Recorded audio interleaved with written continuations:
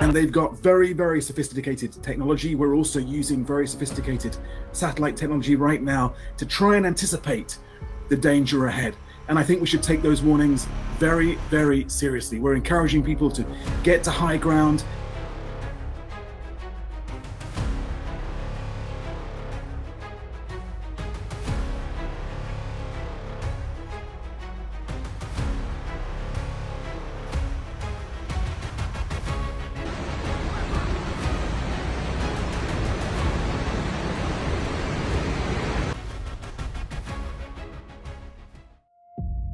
This is so unbelievable, that new update, when you see what came down and why, because the mystery was no rain, no clogged lake, no dam breach. Where did that flood come from?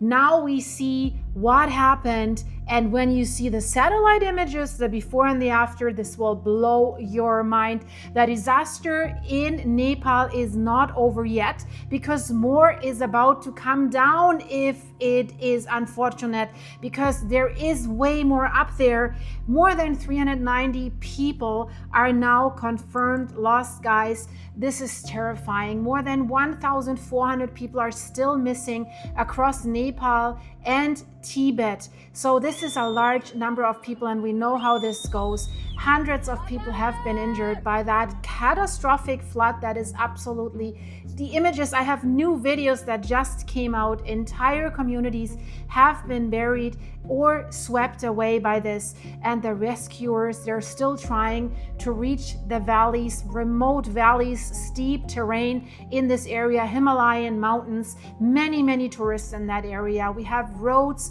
bridges, and communications simply do no longer exist. But satellite images, this is the clue, and this is just, I'm speechless when I see this. They're now showing something, guys, I have to say, that puts the scale of this disaster into an entirely different perspective. Landsat 9, the satellite, passed directly over the Himalayas, and it captured the aftermath of this mountain/glacier collapse near Langtang Lirung. And what disappeared from that mountain, guys, it was not simply a chunk of glacier. This was something way more substantial. This is a huge section of the glacier, and the mountainside beneath it failed. What does that mean?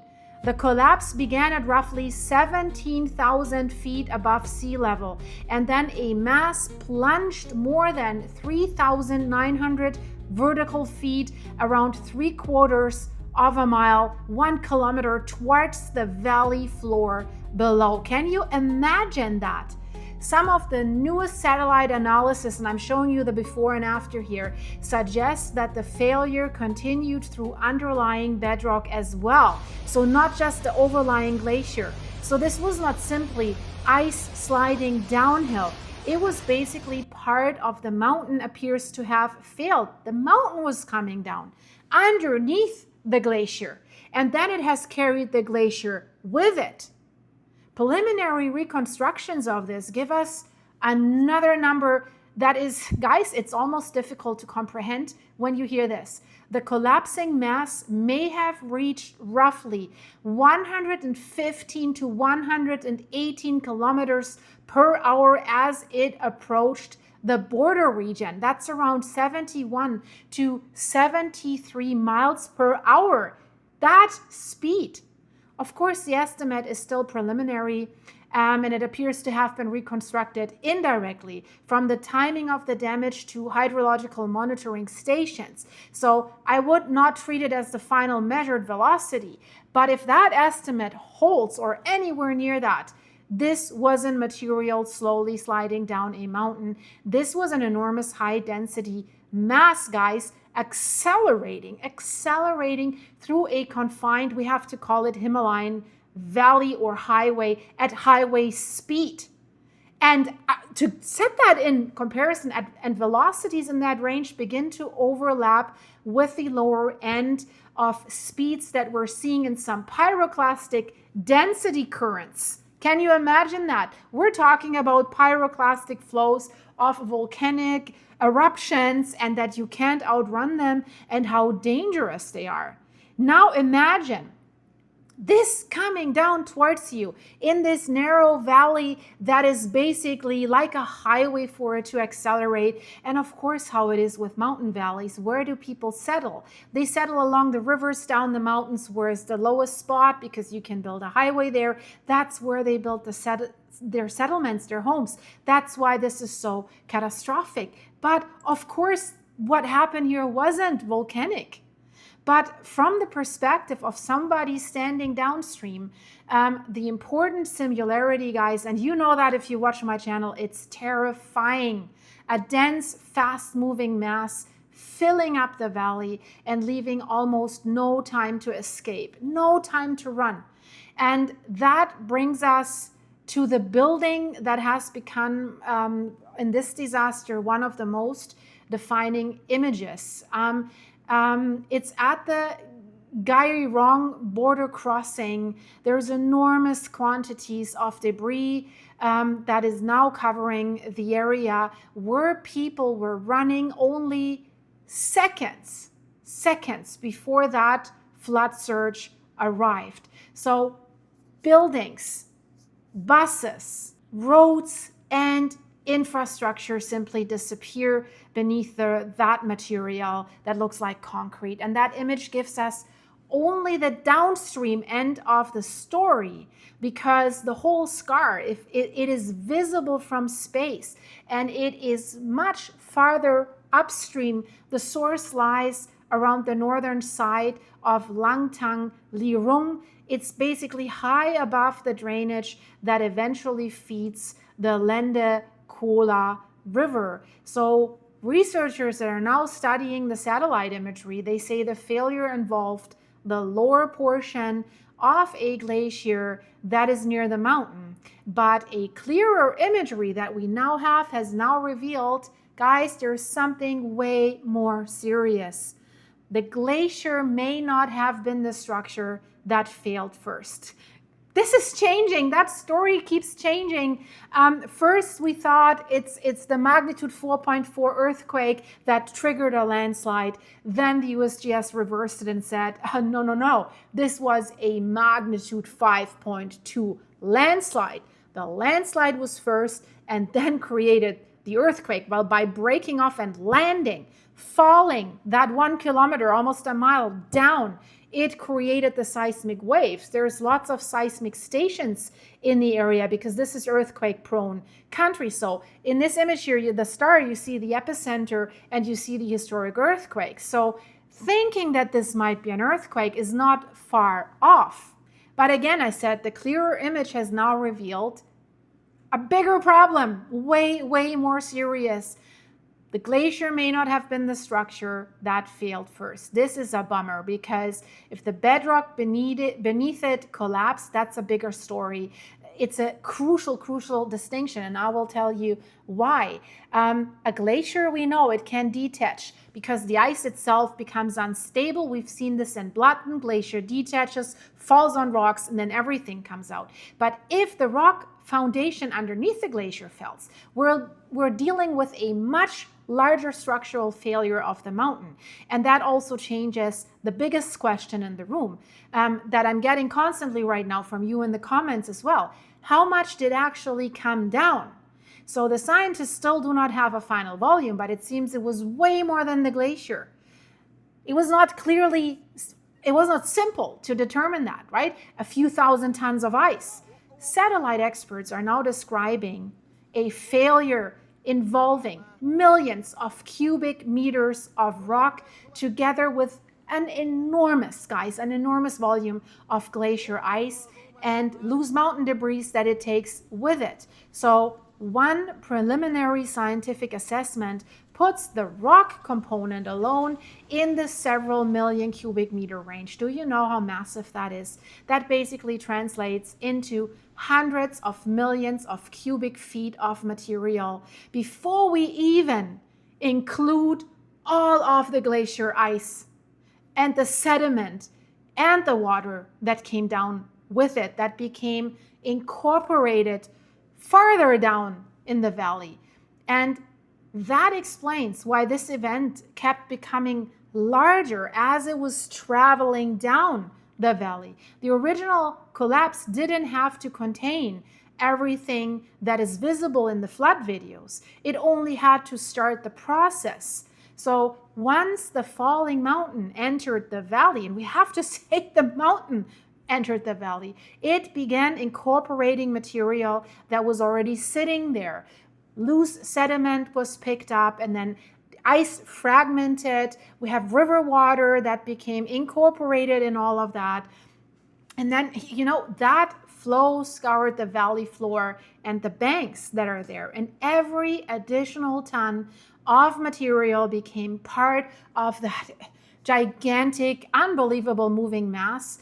And that is why looking only at that original scar that we're seeing there now can underestimate what ultimately hit the settlements downstream. So I want to make this clear. The collapsing section started around an elevation of 17,000 feet, and it fell almost 4,000 feet before reaching the lower valley. Let that sink in.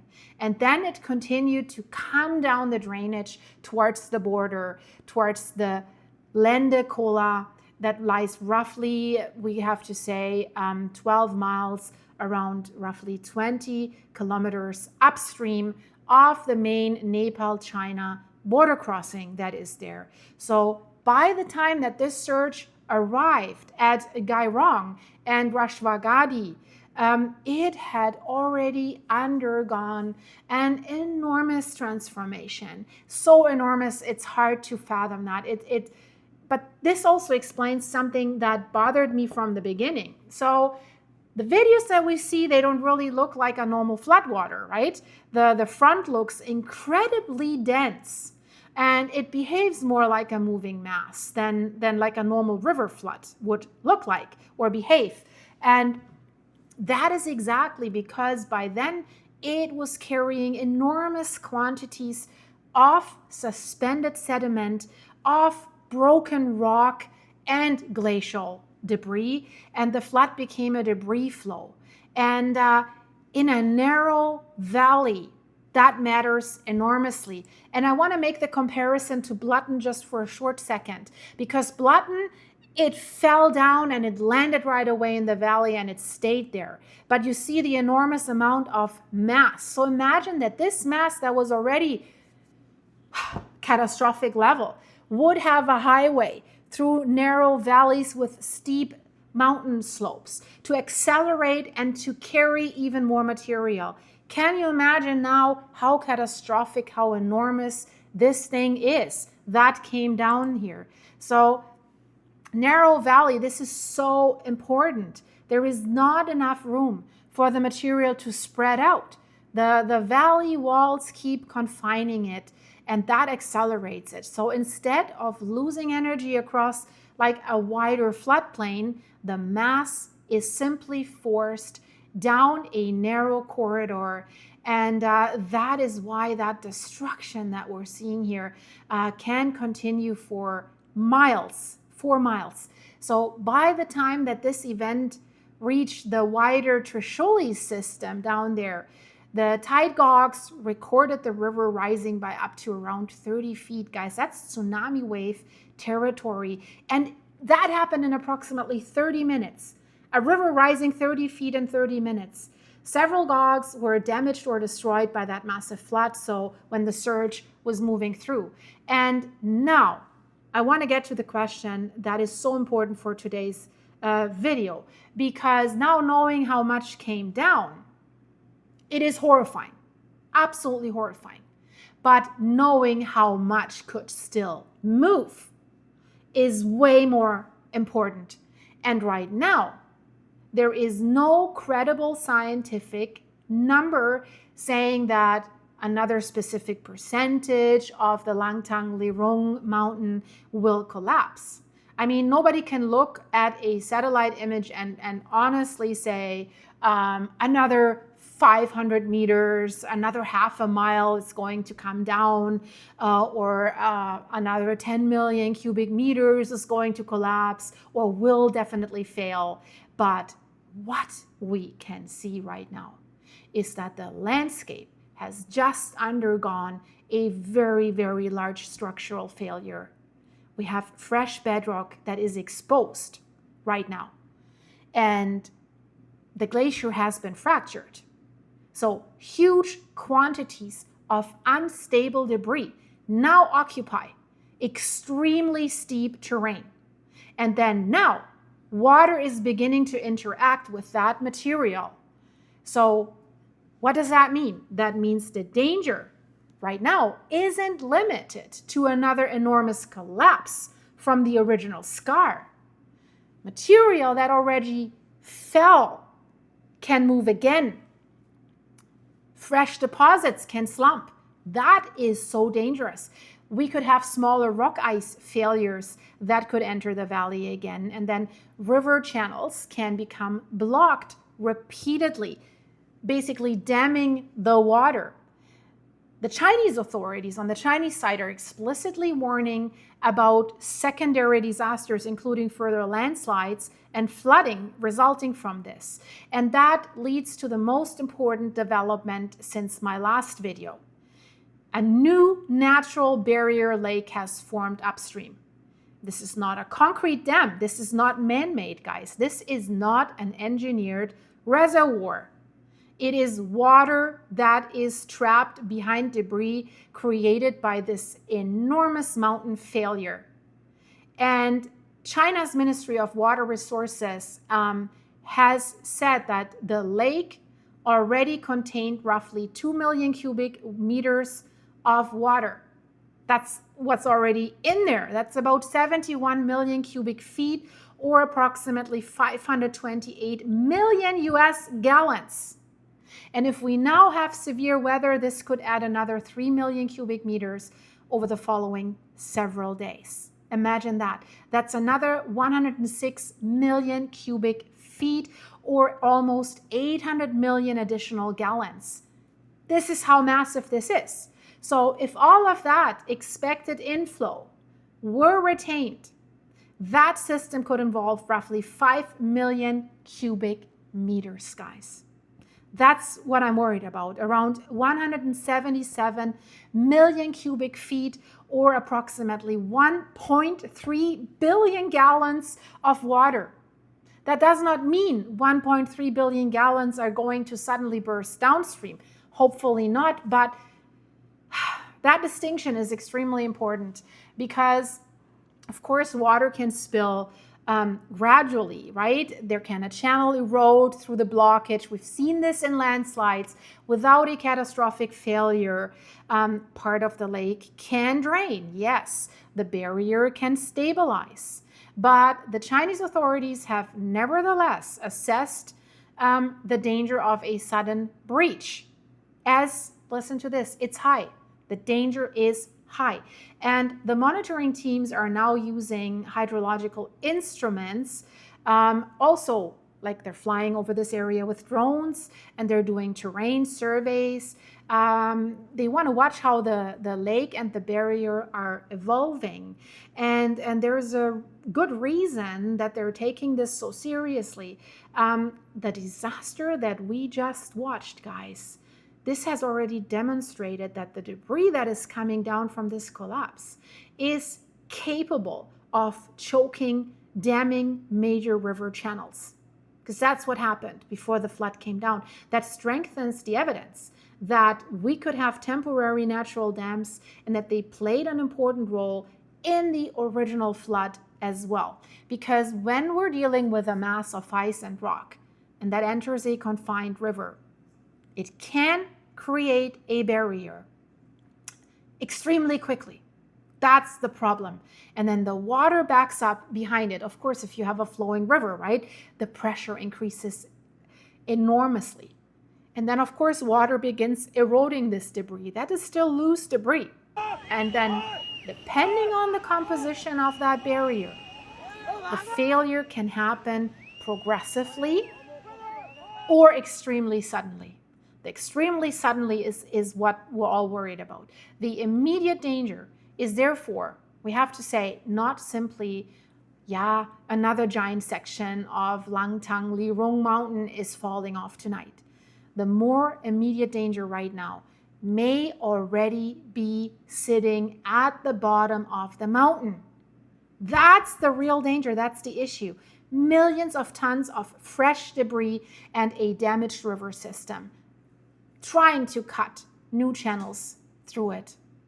And this is also, water is continuing to arrive from upstream, of course, right? This is why the next several days are so crucial. They matter so much. Rainfall does not need to recreate the original glacier collapse to create another dangerous event. So rainfall only needs to increase. That's all it needs to do. It needs to increase the amount of water that is entering a catchment that is already partially obstructed and full of unstable sediment. And this is where I have to say I would draw the line between what we do know and what we don't know. We know a huge section right now of the Langtang Lirung mountainside has failed. We see that in the satellite images now. We know glacier ice was carried with it. We know the collapse descended very far down, thousands of feet, 1 kilometer. And we know that it has generated a seismic signal that is equivalent to magnitude 5.2, and that is substantial. And we do know the resulting mass has entered the Lhende drainage system and has evolved into this catastrophic debris flood.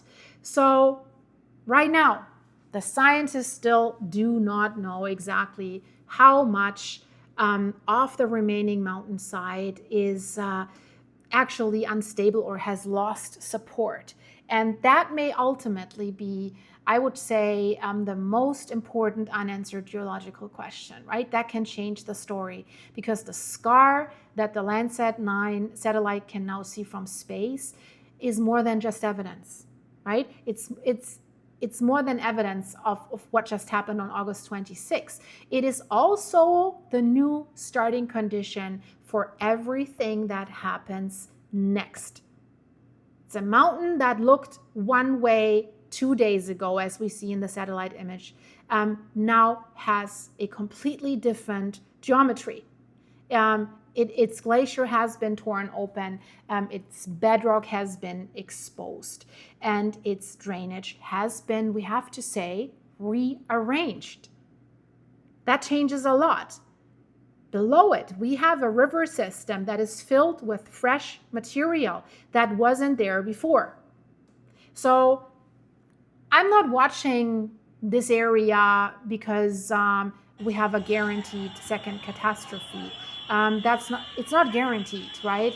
But I'm very closely watching it because the physical system itself has changed so dramatically.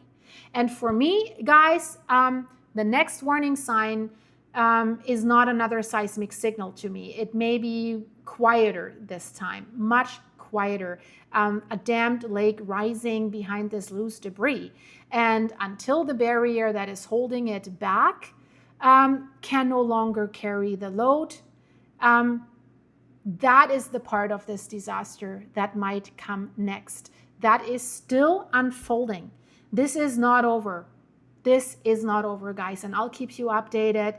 If you want to learn more about what's happening in the world, check this out. The Vajont Dam disaster, Europe's biggest catastrophe ever. You should watch that because this was a chain reaction equally as crazy as this one. The dam itself looks scary, and the mountain gave warnings and the people didn't listen. They built this thing. And then what happened, guys, it's so unbelievable. You have to see it. I made that video for you. Really check it out. It's some of an historical event. It's not current, but guys, you have to know about this. I see you.